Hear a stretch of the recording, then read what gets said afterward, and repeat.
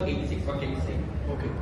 First of all, we'd like to thank all of you guys, the UE community, Boss Frank and Boss Jacob, Mom CK, and as well as Mom Kiara, all of the SGA family for the continued support, for the UE admin, starting from the president, the vice chair, everyone for their support. So my thoughts on the season.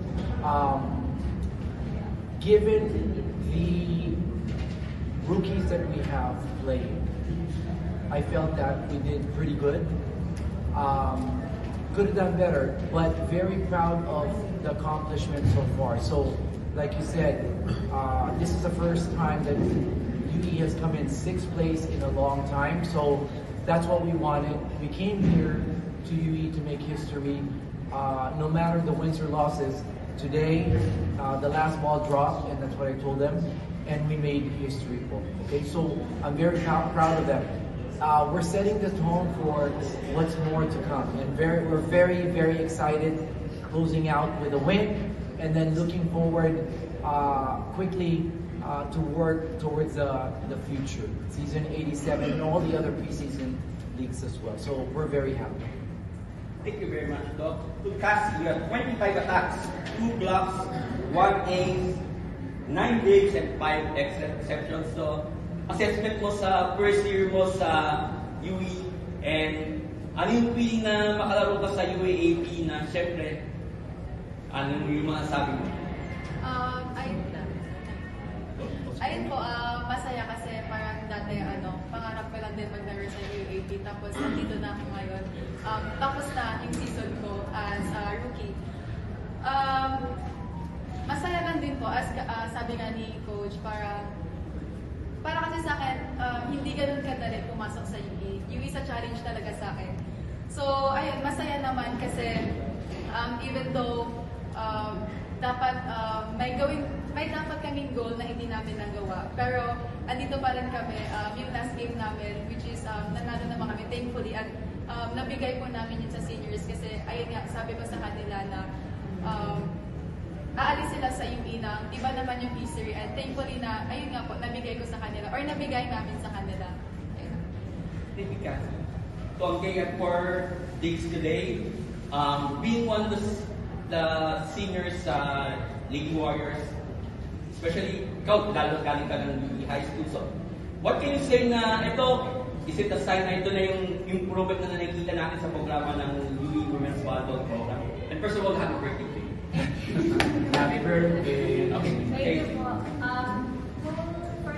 Sa totoo lang po, nung dumating po talaga sila, yung mga sila classics, sobrang happy po talaga kami. Kasi parang, nung nalaman po yung balita na sabi ng artist, na naisip na po namin na mag-i-improve po talaga. Wala. Sa season po ngayon, parang konti pa lang po, pero malaking bagay po talaga sila sa akin. So, thankful din po talaga ako sa kanila and sa community. Kasi, for the longest, as senior din po nila sa na parang nakikita din namin yung Thank you very much. Okay, the floor is open for questions. Kasi gano'n lang ka-fulfilling sa'yo na kahit maraming ups and downs itong season, natulungan nyo mag-improve yung UE sa rookie year mo? Ayun po, parang, syempre, thank you. Kasi, thank you for not giving up on us. Kasi sa training po talaga, may time na parang matigas talaga, may timer. Parang matigas pa talaga yung ulo namin. Kasi parang may minus, I've said minuses mo kami sa training. And thankful lang din kasi kay Doc na hindi siya nag-give up sa amin. Behind sa panalo po or behind sa improvement namin, siya po talaga yun. Kasi hindi siya nag-give up sa amin.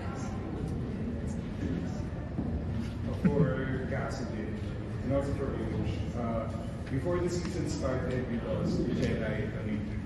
Then early on, you also lost Coach Jay, the things that happened. But what's the biggest gain for the UE volleyball program for the rest of your, or for the coming seasons? What's the biggest, sorry, can you The repeat biggest gain for the UE volleyball program after this campaign. after this campaign? I'll start. Sorry. Okay. So first, that it's a big show of effort that UE can move. I think Angelica.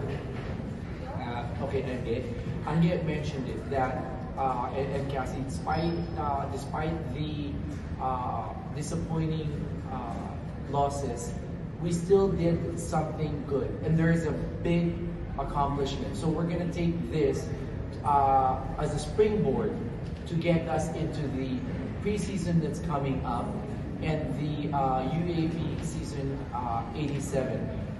Along with, besides the momentum, along with the players that are coming in, we have some players that are coming in. We have, you guys mentioned Guerrero getting hurt. We have Guerrero coming back. We have some Cal players that are coming in also, and then other recruits from the south and other areas. So we look forward to continuing the effort and work toward an even better success. If I may, I forgot to mention the volleyball community at large. That means all the fans. For every one negative comments about UP, there's like 10, 15, 20 positive things. Whether they're from the South, whether they're from UP, our neighbors of FEU, nice positive comments. From all the other schools. We appreciate both UST. We appreciate the volleyball community helping us, in terms of the mindset of the girls and supporting us, both out here and in social media. So we appreciate all those fans out there that are just enjoying volleyball. Thank you. Biggest gain ng UE volleyball program ngayon na dadalhin sa susunod. Ayun nga po, parang sabi ni Doc, ito yung parang yung set na to this season. So parang next season po, ayun nga, sabi niyo po, knowing na nawala po, na-injured po si Janlay. Na-injured po si Janlay before season. So, ayun, parang excited sa comeback niya next season. And also, ayun nga yung sabi ni Doc, yung mga recruits, kung ano man po yung nangyari this season, next season, babaguhin na po namin and we will do more pa. Of course, yun nga, para with the help of the management also. And Coach Jerry should be back soon. That's another contribution along with the added coaches, Coach Sato and the others. So yeah, looking forward to all of that, all of us working together. Ano lang yung sabihin para sa helping UE improve and lalo na ngayon kung makakabalik na si Jedi, and ano lang siguro yung looking forward na magawa niyo next season?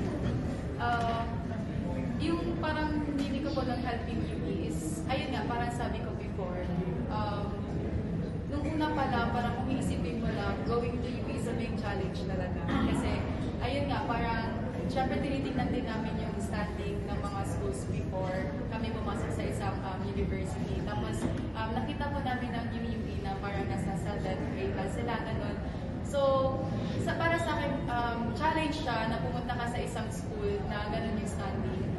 So, ayun, parang masaya naman kasi nabago naman namin. And looking forward sa improvement, kasi this season naka 6th place kami. And looking forward sa season 87 with the help of others naman, new recruit, the management of course, sa walang sawang support na sa amin. We're looking forward sa ibang standing naman po next season. Sa ngayong pagkakanalo niyo po, ano po yung masasabi, ano po yung message niyo sa Warrior community na sumuporta po sa inyo po? Thank you sa UE community po sa walang pagsawang support sa amin. kahit manalo or matalo, andun pa rin kayo. Kahit bilang lang kayo sa MOA, sa Araneta, thank you pa din. Kasi nagbigay po kayo ng oras, or naglaan po kayo ng oras sa amin para manood. Ayun, parang hindi ko thank you is not enough for you guys. Kasi, ayun nga, parang, knowing na, parang may sunod-sunod na talo kami, pero andun pa rin kayo. Hindi nyo kami iniwan. Kasi dahil lang doon. So, thank you so much. Thank you din po sa UA community, sa mga professors, sa mga teachers, sa mga drummers, sa mga cheer dance, kasi lagi po silang present para may kami.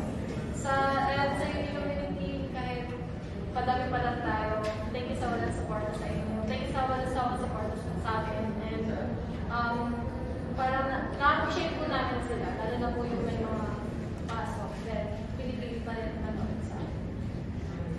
Also, sa SGA, thank you. Babalik ka po ba for next season or anong plans? Third year ko lang po. Di ba po? Pero, honestly, kasi daming third year ko lang. Ano lang masasabi mo na parang medyo bright yung future kasi maraming stalwarts na kasama ko sa team. Pero, great.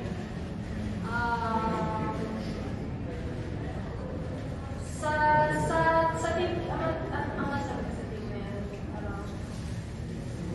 sa ilang years ko sa team, parang nag-improve po talaga kami. Umangat po yung bawat isa. At the first po kasi, knowing program nito, parang, to be honest po sa isip ko, parang hindi ko kaya.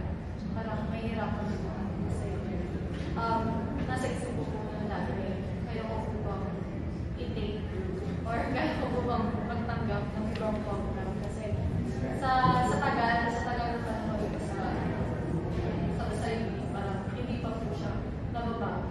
So ayun, nagtiwala lang po kami sa program nila, and siguro naman po makikita naman po sa amin ngayon yung kinalabasan. And ngayon po, hindi po kami parang hindi po kami hindi kami